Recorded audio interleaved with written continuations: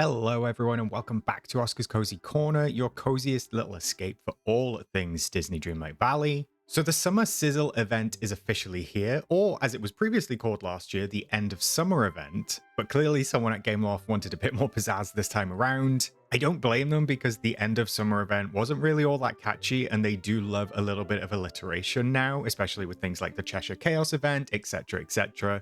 So in a way, I am kind of glad that they changed the name, but I'm not doing a full min-max farming guide today. This is more of a gentle nudge just to say don't miss out on these free rewards, because even if you're not the grindy type, there are a few cute items up for grab this month, and they're surprisingly easy to unlock. So first things first, what is the Summer Sizzle event? From now until July 22nd, you're going to be finding marshmallows popping up across the valley, and there are two types of marshmallows that you're going to keep an eye out for.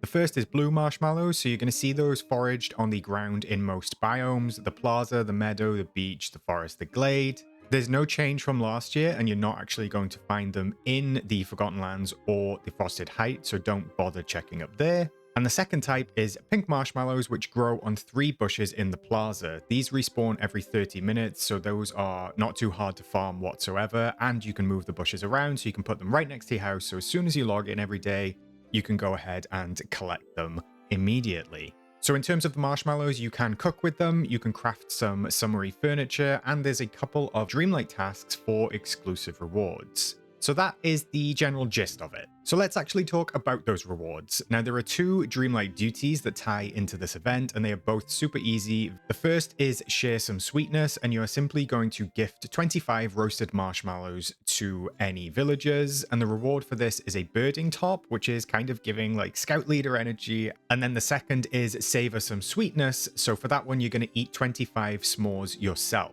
The reward for that Dreamlight duty is the hiking backpack, which is a lovely little backpack. I love this one. It was really handy with the camping dream snaps that we had last year, so definitely unlock that and you will be good to go. You will need to do a bit of cooking to get there, but it's nothing too wild. You'll just need both kinds of marshmallows and a decent stash of wheat if you're going all in on the s'mores.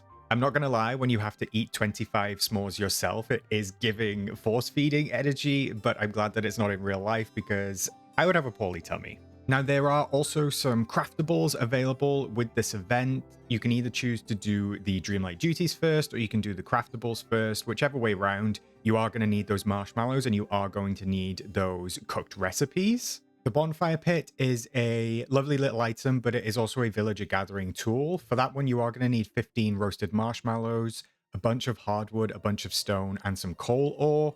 The outdoor lounge chair is even better now because we do have the ability to sit in Dream Snap. So that's going to be 5 roasted marshmallows, then 25 fabric, 5 iron ingots, and 5 s'mores. The vintage cooler was unfortunately patched a little bit after the event last summer to now include Dreamlight. So this one is actually going to cost you 15 s'mores, 5 iron ingots, 100 snowballs, and 1,000 Dreamlight, which kind of sucks because it didn't require any Dreamlight when the event first started. I would not recommend using this for storage. New for 2025, we do have 2 functional items. These are the ones that I don't want you to miss out on. So first up, we do have the Summer Crafting Station. Now this will cost you 20 s'mores, 20 fabric, and 20 hardwood. As I just said, this is functional. It is a crafting station similar to all of the others that we have. I think this is perfect for a little campsite build or anything like that. I really like this one. And then we've also got a second new functional item, which is the Sizzling Barbecue Cooking Station. This is going to cost you 20 s'mores, 10 coal ore, and 20 iron ore.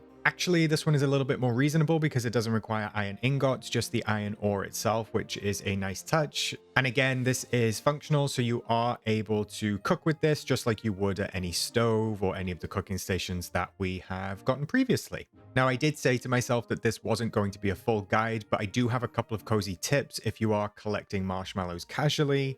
Pink marshmallows on the bushes respawn every 30 minutes. If you do hang out with a foraging companion when you harvest them, that also gives you a chance at bonus drops, as usual, from those companions. If you have the level 3 Ancient Vacuum, it does work on the blue marshmallows, and honestly, it makes it just feel a little bit more fun. Even though they do sparkle, it can be a little difficult to see those marshmallows if you have a heavily decorated valley, so it's always worth, I think, having at least one Ancient Vacuum on hand that you can carry around in your inventory, although, of course, that depends on whether you have a Rift in Time.